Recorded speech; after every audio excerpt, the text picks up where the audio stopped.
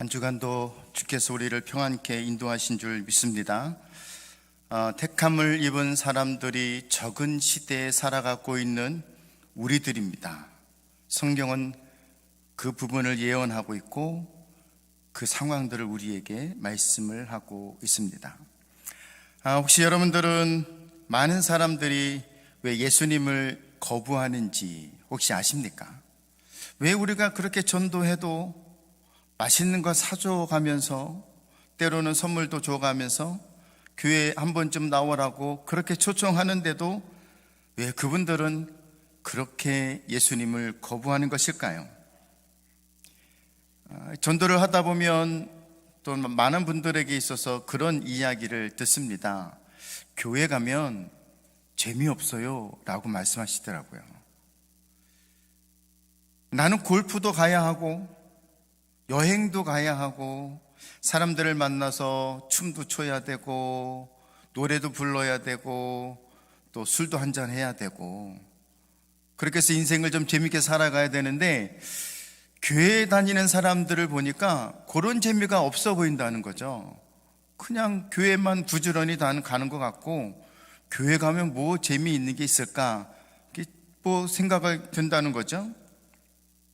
혹시 여러분들 중에서도 교회에 다니는 것이 참 재미없다라고 생각하는 분들이 혹시 있으십니까? 예수님께서 공식 사역을 시작하신 때가 있습니다. 그 때가 언제일까요? 갈릴리에 있는 가나의 혼인잔치에서 예수님의 공식 사역이 시작되었습니다. 요한복음 2장 11절은 그렇게 설명하고 있는데 같이 읽습니다.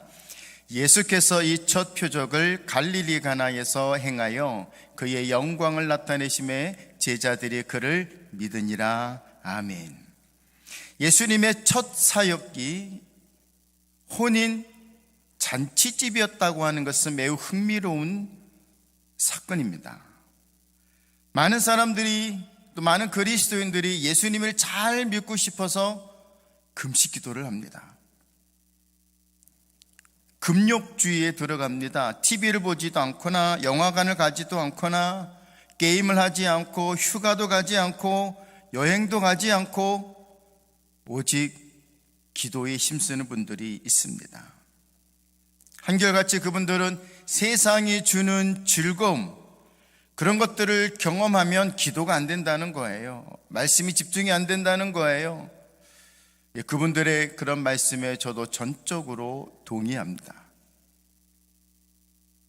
그런데 보십시오. 예수님의 첫 공식 사역이 사람들이 아주 많은 곳이었다는 사실입니다.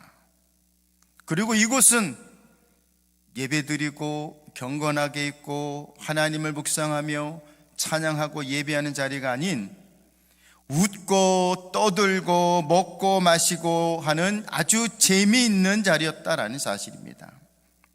다른 복음서에 보면 예수님은 그런 잔치집에서 우울하게 있고 비참한 표정으로 하고 있는 사람들에게 아니 왜 당신은 이런 좋은 자리에 와서 행복한 자리에 와서 왜 그렇게 우울하게 있습니까? 라고 질문하신 적이 있습니다.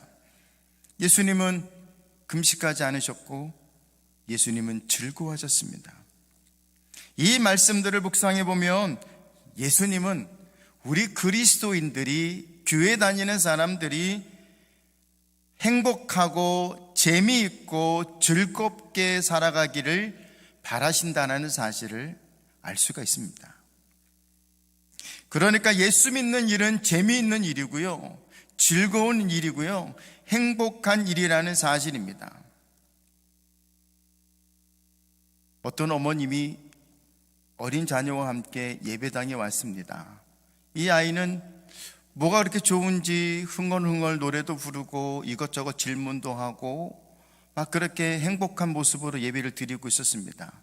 그러니까 엄마가 볼 때는 이 아이가 혹시 예배를 방해하고 있는 게 아닌가, 내 아이가 이렇게 왔다 갔다 하고 일어섰다 앉았다 하고 혼자 노래를 불렀다가 성경을 덮었다가 폈다가 하고 또 주변에서 사람들이 내 아이를 쳐다보는 것 같고 째려보는 것 같아서 이 어머님이 이 아이를 가만히 조용히 시키려고 꼬집었습니다.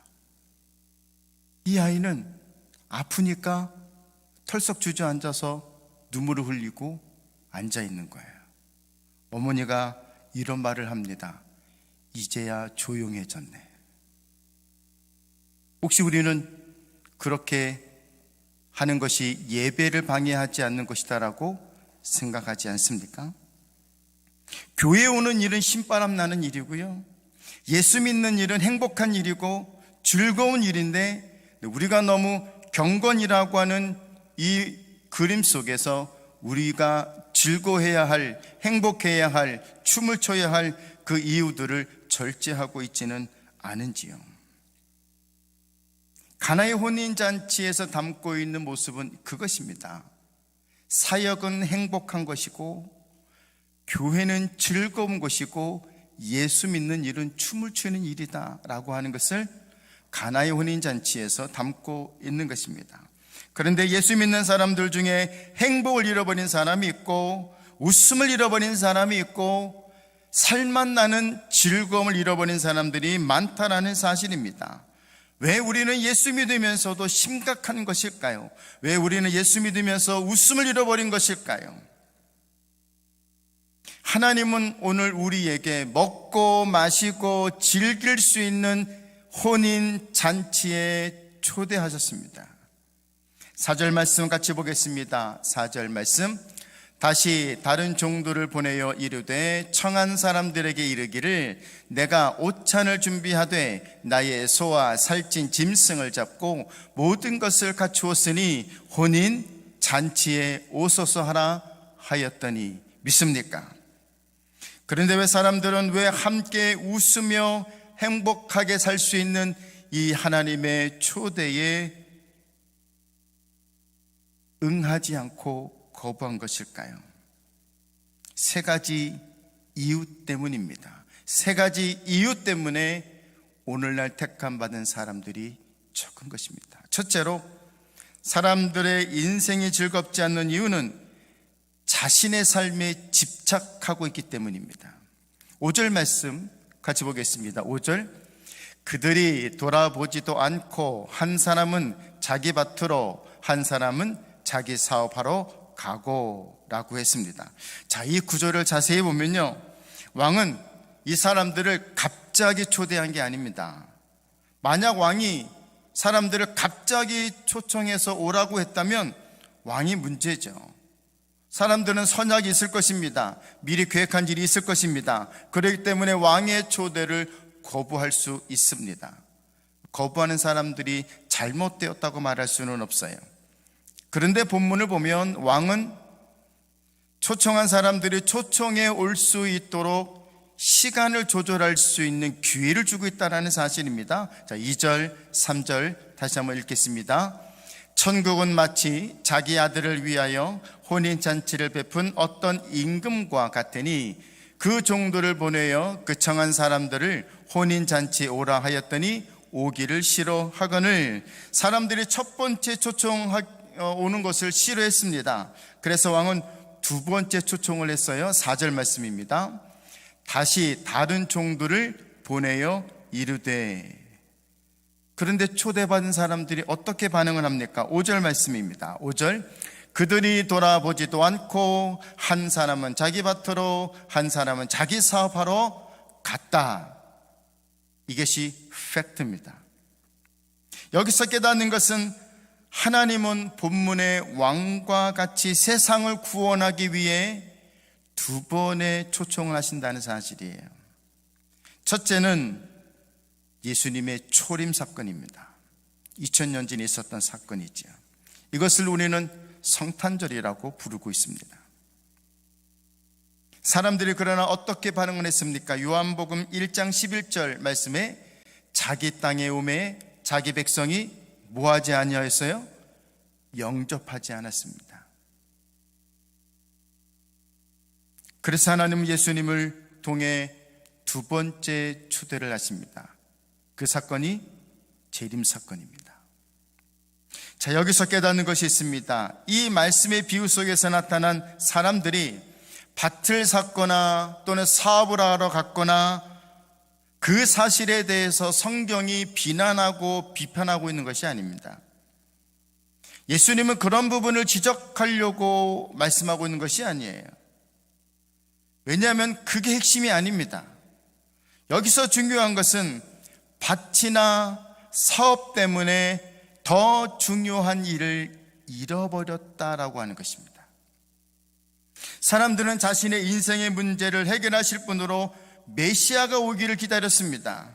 그런데 정작 메시아가 왔지만 메시아의 초청을 거절하고 있다는 게 성경의 지적입니다. 그러므로 장사하는 것, 열심히 사는 것, 열심히 공부하는 것, 나쁜 것이 아닙니다. 그러나 그 좋은 일을 하다가 가장 좋은 일을 놓칠 수 있다라는 것입니다. 여기서 더 나아가 묵상을 하게 되면 성경은 그리스도인이 성실하게 살아가야 한다고 하는 것을 가르치고 있습니다. 그러나 자신이 성실하게 살아가야 하기 때문에 창조주 하나님을 하루하루 잃어버리고 주일까지 잊어버리고 자신의 그 성실성을 우상으로 삼고 살아갈 수도 있다는 것을 성경이 우리에게 경고하고 있습니다. 사랑하는 토론토 꿈의교회 성도 여러분, 열심히 사십시오. 열심히 돈을 버세요. 열심히 공부하십시오. 그러나 예수님을 외면하지 마십시오. 우리의 삶에 예수 그리스도가 얼마나 중요한지를 우리는 잘 알고 있습니다. 그러나 문제는 그 중요한 사실을 자주 잊어버린다는 것이죠. 성경은 우리에 대해서 이렇게 예언을 했습니다. 마태복음 24장 37절에서 39절입니다. 읽겠습니다. 노아의 때와 같이 인자의 임함도 그러하리라. 홍수 전에 노아가 방주에 들어가던 날까지 사람들이 먹고 마시고 장가들고 시집가고 있으면서 홍수가 나서 그들을 다 멸하기까지 깨닫지 못하였으니 인자의 임함도 이와 같으리라. 지금이 어느 때와 같은 때예요? 노아의 때와 같은 때입니다. 그런데 사람들이 뭐 하고 있어요? 먹고 마시고 장가들고 시집가고 사업하는 것이지요. 예수님이 우리에게 자꾸 사인을 주시는데, 말씀하고 사인을 주시는데, 주님이 다시 오실 것이라고 사인을 주고 있는데 39절에 보면 뭐라고 되어 있습니까? 깨닫지 못한다는 것입니다. 그러니까 말세는요, 깨닫는 자가 복이 있는 거예요. 우리의 영이 막혀 있어서 하나님의 말씀을 깨닫지 못하는 무지한 자가 아니라 하나님의 말씀을 깨닫고 날마다 주님의 재림을 기다리는 믿음의 성도가 될 수 있기를 바랍니다. 그러므로 말세 살아가는 우리들은 다음의 말씀을 기억해야 합니다. 고린도전서 10장 31절 같이 읽습니다. 그런즉 너희가 먹든지 마시든지 무엇을 하든지 다 하나님의 영광을 위하여 하라. 믿습니까? 둘째로 사람들이 행복을 잃어버리는 이유는 예수님을 적극적으로 거절하고 있기 때문입니다. 6절과 7절 같이 읽겠습니다. 그 남은 자들은 종들을 잡아 모욕하고 죽이니 임금이 노하여 군대를 보내어 그 살인한 자들을 진멸하고 그 동네를 불사르고 라고 했습니다. 예수님께서 비유로 말씀하실 때에 대제사장들과 바리새인들이 이 비유가 자기들에게 하는 말씀인 것을 알고 있었습니다. 자, 마태복음 21장 45절 말씀 같이 보겠습니다. 대제사장들과 바리새인들이 예수의 비유를 듣고 자기들을 가르쳐 말씀하신 줄을 알고 라고 했습니다. 그래서요 22절 15절은 이렇게 말씀합니다. 이에 바리새인들이 가서 어떻게 하면 예수를 말의 올무에 걸리게 할까 상의하고 죽이려고 상의를 시작한 것입니다. 예수님이 기쁜 소식을 가지고 오신 분이신데, 우리를 하나님의 나라로 초대하려고 오시는 분이신데, 그런데 왜 예수님은 이런 고난을 당하셔야만 하셨을까요? 왜 오늘날도 많은 사람들이 이 예수에 대해서 무관심하는 것일까요? 심지어 교회까지는 들어왔는데 여전히 예수에 대해 관심이 없는 사람들은 왜 그런 것일까요? 여기서 우리는 임금의 모습을 묵상할 필요가 있습니다. 성경에서는 임금이 어떻게 했습니까? 초대를 거절하고 무관심에 일관했던 사람들에 대하여 어떤 반응을 임금이 보입니까? 분노했습니다. 심판이지요. 그리고 군대를 보냅니다. 온 동네를 불살랐습니다. 이 예언은요, 역사적으로 이루어진 사건입니다. 예수님께서 십자가에서 돌아가신 후로부터 40년 뒤인 주후 70년경에 예루살렘은 이 예언에 따라 완전히 망했습니다. 마가복음 13장 2절 말씀은 돌 위에 돌 하나도 남지 않을 것이다 라고 예언하고 있는데 같이 읽습니다. 예수께서 이르시되 내가 이 큰 건물들을 보느냐? 돌 하나도 돌 위에 남지 않고 다 무너뜨려지리라 하시니라. 예루살렘은 하나님의 도시고요, 하나님이 계신 곳입니다. 하지만 역사가 우리에게 알려주고 있는 중요한 사실 하나는 그곳이 하나님이 없는 곳이라면 심판을 받을 수밖에 없다라고 하는 경고인 것입니다. 셋째로 묵상할 것은 이방인들이 하나님의 즐거움에 초대받았다라는 사실입니다. 8절, 9절, 10절 같이 읽겠습니다. 이에 종들에게 이르되 혼인잔치는 준비되었으나 정한 사람들은 합당하지 아니하니 내거리에 길게 가서 사람을 만나는 대로 혼인잔치에 정하여 오라 한되 종들이 길에 나가 악한 자나 선한 자나 만나는 대로 모두 데려오니 혼인잔치에 손님들이 가득한지라. 아멘. 우리는 이 세 번째 사람들에게 관심을 가질 필요가 있습니다. 이 부분이 오늘 말씀의 절정이기도 하지요. 소위 선택받은 백성이라고 하는 이스라엘 사람들이 찾아오신 메시아를 거절했습니다. 그래서 하나님은 이 복음을 이방인들에게 주라고 하셨습니다. 그래서 이 복음이 유대를 떠나 이방인들이 살고 있는 유럽과 북미와 남미와 아시아와 아프리카로 건너갔던 것입니다. 예수님은 이미 이 부분에 대해서 예언하시고 염두에 두셨습니다. 8절, 11절과 8절과 10절은 그렇게 말씀하고 있는 것입니다.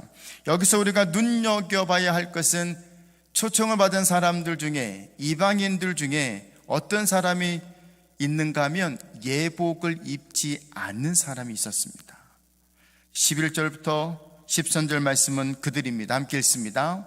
임금이 손님들을 보러 들어올세 거기서 예복을 입지 않은 한 사람을 보고 이르되 친구여 어찌하여 예복을 입지 않고 여기 들어왔느냐 하니 그가 아무 말도 못하거늘 임금이 사환들에게 말하되 그 손발을 묶어 바깥 어두운 데에 내 던지라 거기서 슬피 우며 이를 갈게 되리라 하니라. 아멘.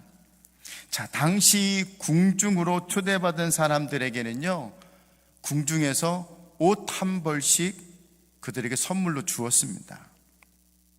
근데 이 사람의 문제는 뭐냐면, 성경이 우리에게 말씀하고자 하는 진짜 의미는 뭐냐면, 단지 옷을 입었다 안 입었다 라고 하는 것을 지적하고 있는 것이 아닙니다. 예복을 입지 않고 잔치에 참석한 사람은 매우 중요한 사실 하나를 생각하지 않은 것입니다. 그것은요, 잔치에 참석하는 진정한 목적을 알지 못한 것입니다. 마찬가지로 오늘 여러분이 이 예배를 참석하기 위해서 오셨는데 이 예배의 온 목적을 알지 못한다면 오늘 본문에 있는 예복을 입지 않은 사람과 같은 사람으로 볼 수가 있습니다. 이 잔치의 목적이 무엇입니까? 이 잔치는 누구를 위한 것입니까? 2절 말씀에 보니까 천국은 마치 자기 아들을 위하여 라고 했습니다. 자기 아들을 위하여 혼인잔치를 베푼 어떤 임금과 같다라고 했습니다. 이 잔치는 누구를 위해서 열린 것입니까? 아들인 왕자를 위한 잔치입니다. 그런데 초대받은 어떤 사람들 중에 자기 멋대로, 자기 고집대로 자기 옷을 입고 앉아있는 사람이 있었던 것입니다. 이 사람의 문제는 뭐예요? 궁궐 안에 있는 많은 사람들이, 모든 사람들이 왕을 기쁘게 하고 왕의 아들을 기뻐하는 일들을 이루기 위해서 최선을 다하고 있는데, 그래서 이 왕을 위해서 예복도 옷도 잘 차려 입고 왔는데, 이 사람은 왕을 위해서, 아들을 위해서 입고 오라고 하는 그 예복을 입고 오지 않았다는 것입니다. 그러니까 이 잔치의 목적을 모른 것입니다. 그러니까 이 사람의 문제는 뭐냐면 철저하게 자기의, 자기 중심적 생각을 고집하고 있었다라는 것이죠. 이 예배의 주인은 하나님이신 것을 믿으시기 바랍니다. 이 예배의 주인은 설교자가 아닙니다. 기도자가 아닙니다. 성가대가 아니에요. 찬양팀이 아닙니다. 이 예배는 하나님의 것인 것입니다. 이 사실을 망각하면 안 되는 것이죠. 그러므로 이 예배당 안에 있는 우리들은 무엇을 생각해야 합니까? 어떻게 하는 것이 하나님을 기쁘시게 하는 것일까 생각해야죠. 어떤 예배가 하나님이 기뻐하실까? 어떤 모습이 하나님이 기뻐하실까? 예배 후에 우리의 모습은 하나님이 어떻게 해야 우리를 기뻐하게 보실까? 그 고민과 그 생각으로 앉아 있어야 하는 것이지요. 콘스탄틴 대제가 기독교를 로마의 국교로 승인했을 때입니다. 많은 기독교 역사가들은 이때가 기독교의 승리가 선포된 게 아니라 기독교의 타락을 알리는 때였다라고 말하고 있습니다. 왜냐하면 겉으로는 나라와 백성들이 기독교가 되었습니다. 그러나 자기들의 회개와 고백과 중생과 거듭남의 체험이 없이 자동적으로 그리스도인이 되었기 때문에 가짜 그리스도인들이 많아지기 시작한 겁니다. 기독교가 국교로 승인되면서 생겨난 후유증은 무엇이냐? 중생하는 영적 변화 사건이 없어진다는 것입니다. 그래서 가짜 그리스도인이 기승을 부리기 시작했고, 변화받지 않은 사람들이 그리스도인이 되었고, 중생한 그리스도인들이 상대적으로 많이 없어졌다는 사실입니다. 그 결과 기독교의 진리를 모르는 사람들이 사회와 교회 안에서 지도력을 갖게 되었고, 그 결과 교회는 심각한 문제에 빠지게 되어집니다. 마지막으로 묵상할 것은 이 문제에 대해서 우리가 함께 고민해 봐야 할 것이 있습니다. 14절 말씀입니다. 14절, 청함을 받은 자는 많되 택함을 입은 자는 적으니라. 아멘. 여러분, 많은 사람들이 교회에 올 수 있습니다. 그러나 다 구원받는 것이 아니라는 사실입니다. 우리 눈에는 그게 잘 안 보여요. 누가 택함을 받았는지, 누가 어두운 데 쫓겨날 자인지 잘 안 보입니다. 그러나 하나님의 눈에는 누가 예수 그리스도의 보혈의 피로 적셔졌는지, 아니면 어느 누가 영적으로 깡말라 있는지 다 하나님이 보신다는 사실이죠. 성경은 말씀합니다. 12절이에요. 이르되 친구여 어찌하여 예복을 입지 않고 여기에 들어왔느냐 하니 그가 아무 말도 못하거늘.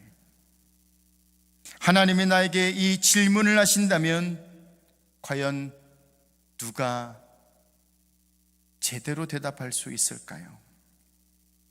여기서 예복을 입었다라고 하는 것은 무슨 뜻일까요? 예수님이 나를 위해 십자가에 피 흘려 돌아가셨다는 사실을 아멘으로 믿는 성도를 말하는 것입니다. 택함을 입은 자들이 적다는 것은 무엇일까요? 하나님은 예수 그리스도의 보혈로 죄 씻음 받은 사람들을 사용하신다라는 의미입니다. 이 택함을 받은 사람들이 바로 하나님을 기쁘시게 하는 사람들이고, 이 말세에 하나님이 남겨놓으신 남은 자들입니다. 여기 있는 우리 모두는 다 청함을 받은 사람들입니다. 그러나 과연 누가 택함을 받았을까요? 이제 우리는 헌 옷을 벗어야 합니다. 고집과 아집과 교만과 욕심으로 겹겹이 입었던 허세의 옷을 벗어 던지고 왕이 주시는, 하나님이 주시는 새 옷으로 갈아입고 천국 갈 준비를 함께하는 우리 모두가 될 수 있기를 바랍니다. 그러므로 입으로만 말세라고 말하고 있는 것이 아니라 오늘 여러분의 삶이 말세를 사는 성도들의 삶처럼 보여져야 한다는 사실을 깨닫고, 오늘도 택함을 입은 사람들의 그 온전하고 완전한 행복과 즐거움 안에서 다시 오실 주님을 기다리며 춤을 추며 노래하며 우리의 삶에 예수 그리스도의 십자가 보혈의 피로 가득 채워가는 저와 여러분 될 수 있기를 주님의 이름으로 축원합니다. 기도하겠습니다. 많은 사람들이 지금은 말세라고 말합니다. 그렇게 믿고 있습니다. 그러나 본자 그들의 삶은 말세를 살아가는 사람들의 모습이 아니라는 게 이상할 정도입니다. 우리는 지금은 긴장해야 하고 지금은 두렵고 떨림으로 나의 구원을 이루어가야 할 때입니다. 천국은 도적같이 오는 것입니다. 예수님은 도적같이 오십니다. 아무 때, 아무 날, 아무 장소에 우리 주님이 하나님의 두 번째 초대를 위해서 오실 때에 우리는 아멘 하고 하나님의 초대에 응할 수 있는 순종의 사람, 믿음의 사람, 사랑의 사람, 소망의 사람으로 살아가는 꿈의 교회 모든 성도들이 되도록 축복하여 주옵소서. 예수님의 이름으로 기도하옵나이다. 아멘.